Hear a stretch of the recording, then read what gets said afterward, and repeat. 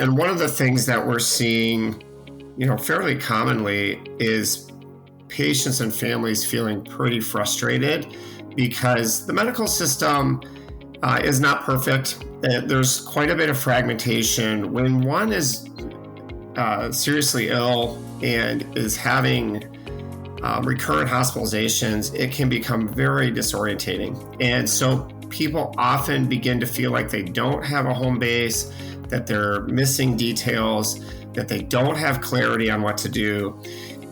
Welcome to the With You at Every Step podcast. We address your healthcare questions and help you navigate life's challenges. Our guests share their expertise and real-world advice related to care for older adults, grief and healing, and pregnancy and parenting. Every Step is a nonprofit healthcare and human services organization offering dozens of programs that are there when people need us most. Learn more about our free and low-cost services at everystep.org. Thank you for listening. Here is our host, Holly Carver-Kim. Welcome to With You at Every Step, our podcast regarding all the things that Every Step does so well, including care and support, grief support, and of course, hospice care. And with us again today is Dr. Tom Mosier, Chief Medical Officer for Every Step. And thank you again for being with us, Dr. Mosier. Absolutely happy to be with you. I interviewed somebody recently who said that they had heard about Every Step Hospice, earlier on in life, and at the time kind of put it away in their head thinking, well, I'll never need that. And then the time came where they did. And I think that's how all of us think. When nobody likes to think about the end of life. But when it comes, and it comes for all of us, hospice care is a very good option for those with a serious illness. Absolutely. Yeah. Can you, let's just start off a little bit for perhaps someone's listening who has heard the word hospice, knows a little bit about it, but really isn't clear on exactly what hospice care is. Can you explain that a little? Absolutely. So hospice care is a service provided through either Medicare, if you're under Medicare, or often through private insurance separately. They have benefits for hospice that allows for a high quality, multidisciplinary palliative care team to help provide an extra layer of support towards aggressive symptom management, towards the goals of good living, quality of life. So it is, in essence, replacement of aggressive curative treatment for aggressive comfort treatment, helping one live to the best quality that they can until they die of their illness. And I think that's the key, is the quality of living, because we associate hospice with dying, but it's really about making the best of the life you have in your final days. 100%, yes. And those final days can vary. How is there a certain time that you start considering hospice, or a situation where you consider hospice?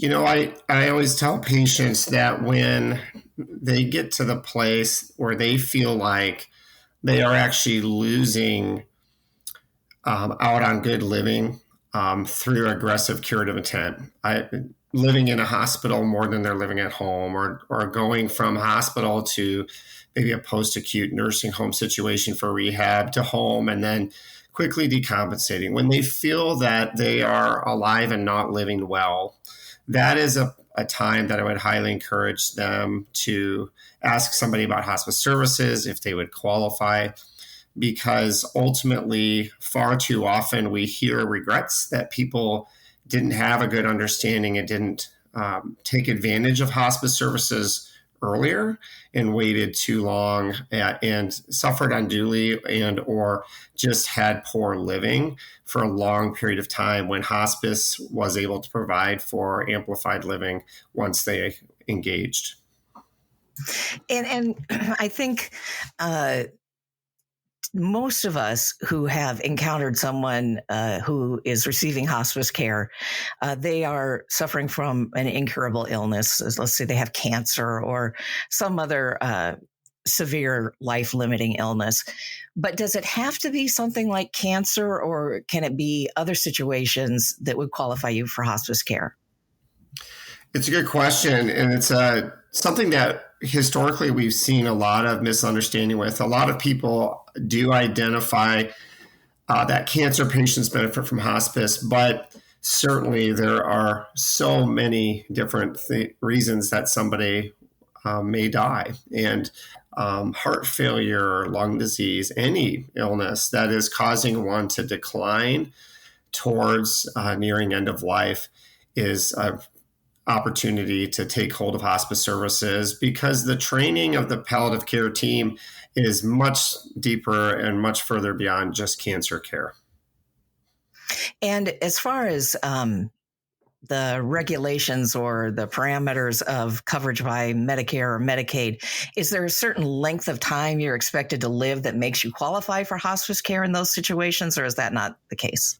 Yeah, every hospice benefit, whether it's Medicare or a private insurer that is offering the benefit, does want two physicians. The patient's identified physician of that kind of is their lead physician, as well as a hospice physician, to use their best judgment and feel that in all likelihood they could have 6 months or less to live. Those judgments are very rough, and sometimes we are wrong. Many times we're wrong, and people live much longer. But that does not mean they don't get services. It just means that we continue to provide services as we see fit based on our best prognostication of their life expectancy. And we have talked before about people can go in and out of hospice care. Correct. And how does that work? Because those judgments and our prognostication is anything but guided by a crystal ball of knowing exactly what's going to happen. There are many times that people who were in a significant tailspin and declining rapidly rebound and stabilize because of the services. And so many times there's good news and bad news. The good news being, I think we have been able to intervene in a way that has prevented you from dying like we expected. Bad news being, I think we do need to discharge you from services at this time based on that stabilization. And that doesn't mean that you don't get services again in the future if you should decline again. It just means for here and now, we feel like you have stabilized to a point that you are no longer at risk of dying from the decline from your illness. You know, along those lines, if someone is in hospice care and they do suffer an acute episode of something that requires them to go to the hospitalization or could require them to go to the hospitalization for treatment, is that allowed under hospice care, or is that taken into consideration when someone's in hospice? Yeah, it's a good question. When somebody elects hospice, they have typically come to a place where they recognize that aggressive curative intent is not only not likely to be helpful, but hasn't actually resulted in help, and oftentimes creates more problems than it solves. As we apply aggressive curative treatment to somebody who has incurable disease, we oftentimes put them through an awful lot of suffering and discomfort to no avail. And oftentimes they actually can get sicker because when they are in the hospital, they are more vulnerable to infections and complications from procedures. So as we replace curative intent with aggressive comfort management, we often are able to provide for those comfort services in the patient's home, which helps them stay at home. In the event that we are not able to maximize their comfort in the home, and we are struggling based on the resources available in a home setting, at that point, the hospice benefit does allow for escalation to a level of care called inpatient level of care, whereby we would utilize either a hospice facility, like a hospice house. But not every hospice and not every state has hospice houses. So in that event, we would typically have a contract with the hospital to utilize inpatient hospice care in a hospital to get stabilization and symptom management. Do hospitals have areas where they provide hospice care? Most do not. Most hospitals would utilize a general inpatient bed in the hospital. However, there are occasionally hospitals that will have a palliative care unit or some beds designated for hospice or palliative care. So it kind of depends on the community and if the hospital has that arrangement. Okay. And I'm just imagining a scenario where someone is in the hospital and they've been back and forth to the hospital, like you earlier described, with some condition. And as a family, they decide, I'm tired of going to the hospital every 2 months in this treatment, or, I'm not getting better, I'm getting worse. How do you start that hospice conversation, or who do you talk to? Do you talk to the nurse at the hospital, or do you call somebody? How do you even begin that process? Yeah, it's a little bit different than what we typically require when somebody needs a consultation with another provider. In that, typically you need to be referred to, like, see a lung doctor or a heart doctor by another doctor. But in hospice, definitely families can reach out to the hospice and ask for a consultation and an evaluation towards appropriateness all by themselves. The other thing, though, we certainly would always recommend that you talk with the care team in the hospital, talking with either a nurse or a social worker, asking your physician who's over your care if a hospice consult would be something that they could place.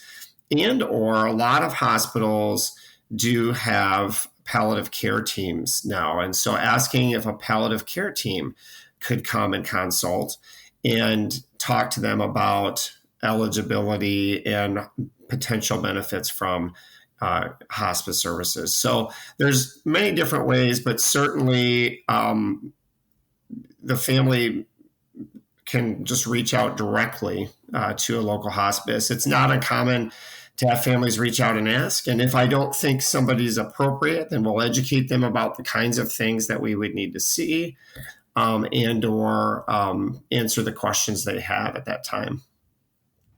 I'm just curious, in your experience, has the decision or the consideration of hospice care usually originated with the patient or with the patient's loved ones? And obviously together they would make that decision too. But is there one way or the other that you typically see? I would say it's different for every scenario. Many times it is the patient themselves, because they're the one who is most recognizing that their quality of life is very poor. Sometimes that's harder for family members to recognize because they're not necessarily experiencing the day in and out medical issues that their loved one is. So oftentimes a patient is more apt to ask for a ceasefire, so to speak, and the rapid onslaught of things that we are doing to them that sometimes are not doing a lot for them. But certainly there's times that family members recognize the decline and reach out as well. There has to be a great level of trust between the family, the patient, and the caregiver and the hospice provider to know that you're getting the right recommendations. Yeah, absolutely. And one of the things that we're seeing, fairly commonly is patients and families feeling pretty frustrated because the medical system is not perfect. There's quite a bit of fragmentation. When one is seriously ill and is having recurrent hospitalizations, it can become very disorientating. And so people often begin to feel like they don't have a home base, that they're missing details, that they don't have clarity on what to do. And so we often hear when they elect hospice a sense of great relief just from simply having a very robust team to help guide and navigate all of that complexity and help explain what's going on and help them understand maybe better detail about opportunities for improvement in symptoms and or better living. So that is, I think, the biggest oversight that we see when people make assumptions about hospice. They don't recognize just how much that peace of mind of having clarity can improve quality of life. Yeah, there has to be a sense of relief in a way where you are relying on someone else to make those big decisions and someone else's expertise to tell you what's happening and what's coming next. Absolutely. Dr. Mosher, thanks again for being with us today to talk about hospice and how to decide if it's right for hospice, if it's the right time, how it works. And we look forward to having some future conversations about this as well.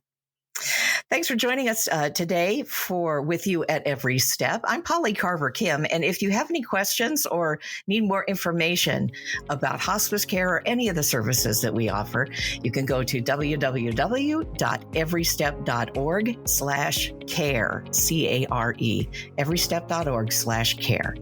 And thanks again for joining us.